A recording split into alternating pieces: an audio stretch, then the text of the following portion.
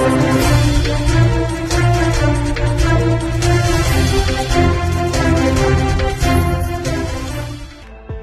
Drugs in Surat city અભિયાન ચલાવી રહેલી સુરત પોલીસની ક્રાઇમ બ્રાન્ચની ટીમે સુરતમાં અડાજણ વિસ્તારમાંથી કોકેન વેચવાની તૈયારીમાં ફરી રહેલા બેને ઝડપી પાડ્યા હતા. તો આ કોકેન મુંબઈથી નાઇજીરિયન મહિલા કાલીએ મોકલ્યો હોવાનું બહાર આવતા પોલીસે તે દિશામાં તપાસ શરૂ કરી છે.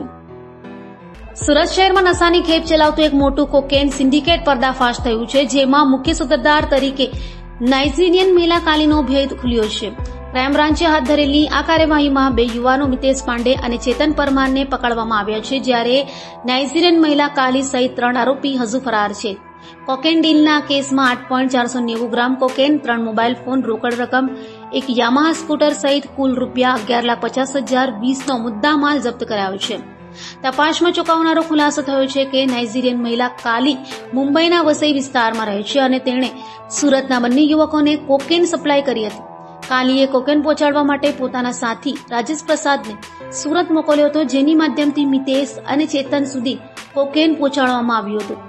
આ બંને આરોપી સુરતના અડાજણ વિસ્તારમાં કોકેન વેચવાની તૈયારીમાં હતા, ત્યારે ક્રાઇમ બ્રાન્ચે ઓમેગા હોસ્પિટલની બાંધકામ હેઠળની બિલ્ડિંગ પાસે રેડ કરીને બંનેને રંગે હાથે ઝડપી લીધા હતા. વધુમાં કાલી ન માત્ર કોકેન સપ્લાય કરતી હતી, પણ સંપૂર્ણ નેટવર્ક ચલાવતી હતી, જેમાં તે સુરત જેવા શહેરોમાં પણ પોતાની પ્રવૃત્તિઓનું વિસ્તરણ કરી રહી હતી. હાલ તે ફરાર છે અને પોલીસ તેની શોધમાં લાગી ગઈ છે.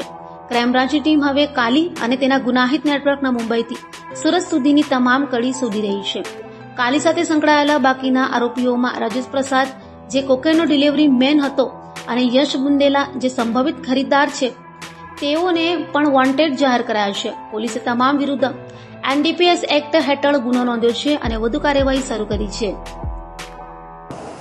No drugs in Surat city के अभियान के अंतर्गत क्राइम ब्रांच के पुलिस इंस्पेक्टर एसएन परमार को एक इन्फॉर्मेशन मिली थी कि महावीर हॉस्पिटल के पास 2 इंसान मितेश पांडे और चेतन परमार एक यामाहा बाइक पे कोकीन की डिलीवरी करने आने वाला है. इस इन्फॉर्मेशन के आधार पर क्राइम ब्रांच की एक टीम ने वॉच रखी थी और ये दोनों जब सस्पेक्ट पर्सन आया तो उनको पकड़ा गया. तो इनके पास पोजीशन में से करीबन 9 ग्राम, जिसकी कीमत 9 लाख के करीब गिनी जा सकती है, वो कोकेन हाई क्वालिटी का बरामद हुआ है.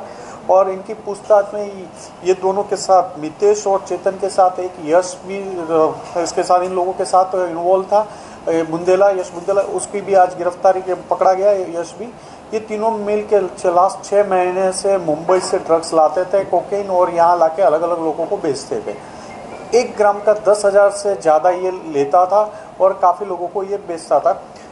मुंबई की भी एक नाइजीरियन लेडी आइडेंटिफाई हुई है, उसके बारे में पुलिस का इन्वेस्टिगेशन चल रहा है और उसकी कार्यवाही करने के लिए कर रहा है.